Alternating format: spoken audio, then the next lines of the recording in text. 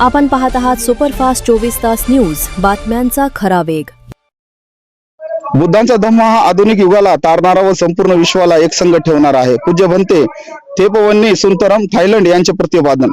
भारत भूमीमध्ये 2500 वर्षापूर्वी तथागत बुद्धांचा जन्म झाला। त्यामुळे भारत भूमी संपूर्ण जगाला पवित्र स्थान मानले जाते। संपूर्ण जग हे बुद्धांमुळे भारताला वंदन करते। खऱ्या अर्थाने भारतच बुद्धांमुळे संपूर्ण विश्वाचा विश्वगुरु मानला जातो। बुद्धाचा धम्म आधुनिक युगाला तारणारा, संपूर्ण विश्वाला एकसंग ठेवणारा असे प्रतिपादन थायलंड येथील पूज्य भंते थेपवन्नी सुंदरम यांनी मांडाकळी उमरी परिसरातील सुवर्णभूमी बुद्ध विहार परिसरातील 10 एकर जागेवर जागतिक धम्मध्वज दिनानिमित्त आयोजित आंतरराष्ट्रीय बौद्ध धम्म परिषदेमध्ये धम्मदेश देताना म्हणाले। आश्रय सेवाभावी संस्था व गगन मलिक फाउंडेशन यांच्या वतीने आयोजित धम्मदूत डॉक्टर सिद्धार्थ हत्तेंबरे यांच्या पुढाकारातून पहिल्या आंतरराष्ट्रीय बौद्ध धम्म परिषद 8 जानेवारी रोजी आयोजित करण्यात आली होती।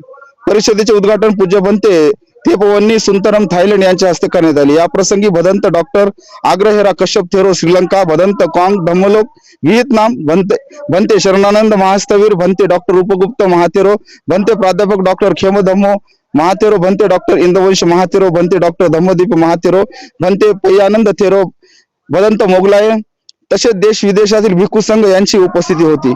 यावेळी प्रमुख अतिथी म्हणून भारतीय राष्ट्रीय काँग्रेस अनुसूचित जाती विभागाचे राष्ट्रीय अध्यक्ष तथा माजी मंत्री दिल्ली राजेंद्र पाल गौतम, सिने अभिनेते डॉक्टर गगन मलिक, आमदार डॉक्टर राहुल पाटील, आमदार राजेश विटेकर, काँग्रेसचे जिल्हाध्यक्ष माजी आमदार बाबाजानी दुर्रानी, श्रीलंका येथील धम्म उपासिका कौशल्य विक्रमशी, थायलंड येथील अभिनेत्री miss Pavis Risa, miss Alisha Australia, miss Umaphon Thailand, captain doctor नटकटी, पोलीस अधीक्षक रवींद्र सिंह परदेशी, प्राध्यापक doctor Bhimrao Khade, doctor BT Dhutmal यावेळी उपस्थित होते। धम्म परिषदेच्या सुरुवातीस 50 फूट उंच धम्मध्वजाचे ध्वजारोहण भिक्खू संघाच्या हस्ते करण्यात आले।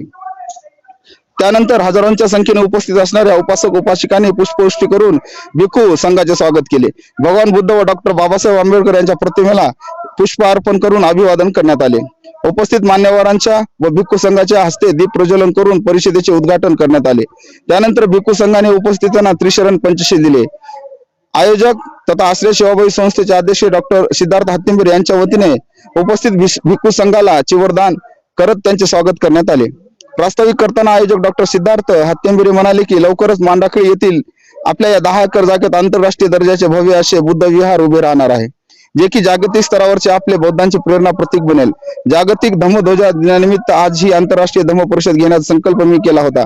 आपल्या सर्व उपासकांच्या सहकार्यामुळे खऱ्या अर्थाने भव्य धम्म परिषद यशस्वी होत आहे। बौद्ध धर्माचा आदर्श अनुयायी आपल्याला बनायचे असेल तर आपण आपल्या कृतीतून व आचरणातून ते अंमलात आणणे गरजेचे आहे। आपल्या समाजाचा सर्वाधिक विकास आपल्याला साध्य करायचा असेल तर धम्माचा विचार प्रत्येकाने स्वतःमध्ये रुजवतो इतरांमध्ये रुजवणे गरजेचे आहे। या परिषदेमध्ये आपण विविध बुद्ध विहाराला बुद्ध रूप बुद्ध मूर्ती देणार आहोत। संपूर्ण भारत हा बौद्धमय करण्याच्या दिशेने वाटचाल करणे गरजेचे आहे। त्यामुळे या सुवर्ण बुद्ध भूमी विहार परिसरातून या धम्म परिषदेच्या माध्यमातून तो विचार पुढे येण्याचा मोठा काम या माध्यमातून होत आहे। दरवर्षी 8 जानेवारी रोजी आंतरराष्ट्रीय धम्म परिषद मोठ्या प्रमाणात आयोजित केली जाईल असे म्हणत त्यांनी धम्म ध्वज दिनानिमित्त उपस्थित सर्वांना शुभेच्छा दिल्या। उपस्थित मान्यवरांनी देखील डॉक्टर सिद्धार्थ हत्तेंबरे यांनी आयोजित केलेल्या आंतरराष्ट्रीय धम्म परिषदेचे खूप कौतुक केले व सर्वांना शुभेच्छा दिल्या। यावेळी उपस्थित सर्व भिक्खू संघाची धम्मदेशना संपन्न झाली। यावेळी मोठ्या संख्येने बौद्ध उपासक उपासिका यांची हजारोंच्या संख्येने उपस्थिती होती। कार्यक्रमाचे सूत्रसंचालन डॉक्टर सुनील तुर्कमानी यांनी केले तर उपस्थितांचे आभार राहुल वैवाळ यांनी मानले। सायंकाळच्या सत्रात महाराष्ट्राच्या प्रख्यात गायिका कडूबाई खरात यांची भीमगीत संगीत रजनी संपन्न झाली। जय भीम। डॉक्टर सिद्धार्थ हत्तेंबरे आणि गगन मलिक फाउंडेशनच्या वतीने परभणी शहरापासून जवळच असलेल्या मांडाकळी या ठिकाणी होत असलेल्या आंतरराष्ट्रीय बौद्ध धम्म परिषदेला सर्वप्रथम माझ्या आणि माझ्या परिवाराच्या वतीने आणि मित्रमंडळाच्या वतीने हार्दिक शुभेच्छा। आंतरराष्ट्रीय स्तरावर बौद्ध धम्म कशा पद्धतीनं आत्मसात केला जातो आणि त्यांच्या अनुयायी कशा पद्धतीनं त्याला आपल्या जीवनामध्ये समाविष्ट करण्याचा प्रयत्न करतात हे समजावून घेण्यासाठी जी मला उत्सुकता होती आंतरराष्ट्रीय परिषदेची, ती आंतरराष्ट्रीय परिषदेच्या उत्सुकतेच्या निमित्ताने आणि धम्म आचरणाच्या निमित्ताने मी आज मांडाकळी या ठिकाणी आलो। आंतरराष्ट्रीय बौद्ध भिक्षूचे जे प्रवचन झाले ते अप्रतिम होते.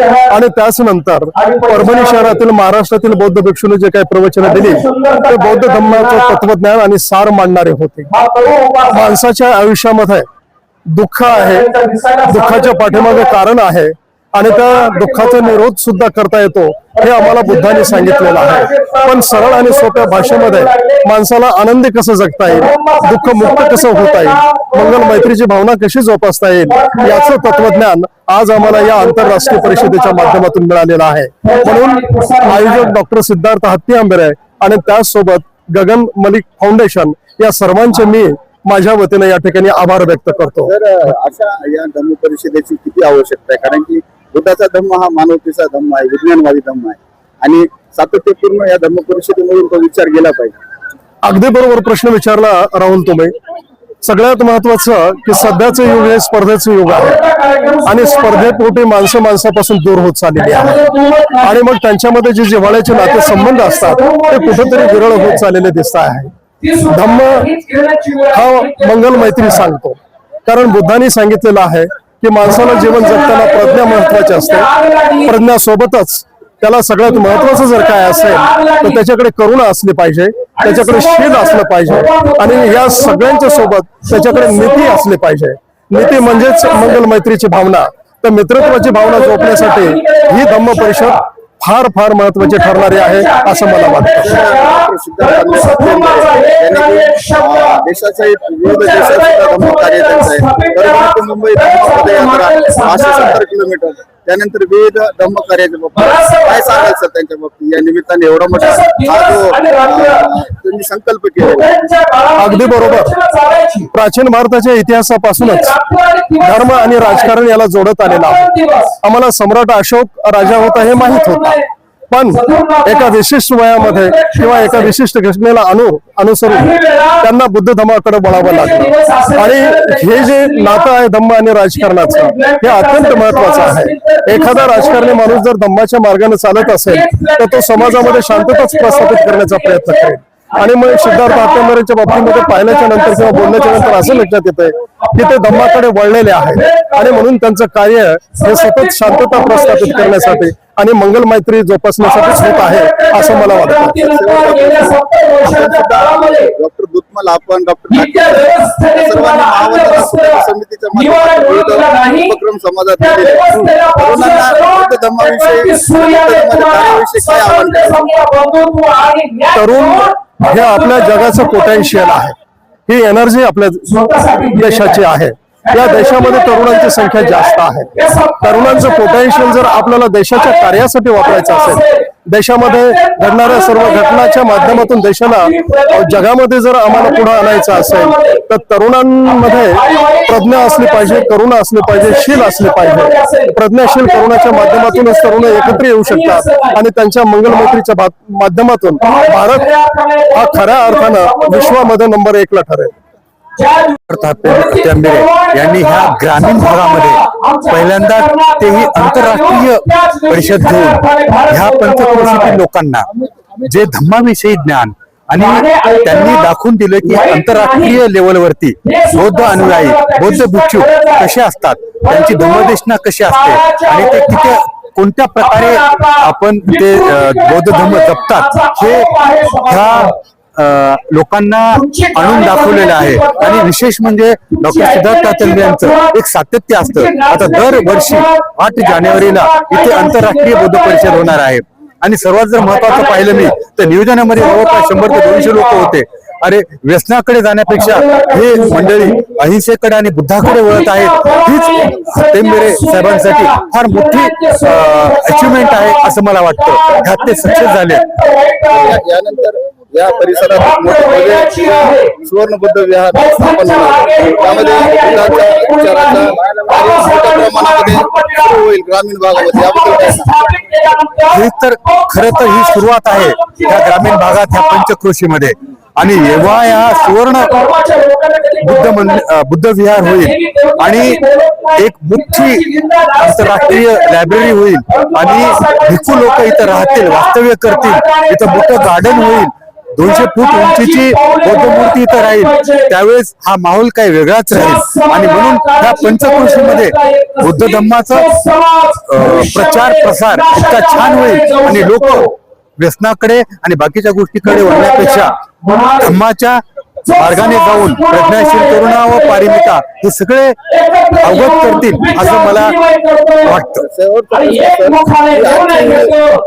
आंतरराष्ट्रीय धम्म परिषद ऐतिहासिक क्षण आणि ऐतिहासिक नाणी ठरली का?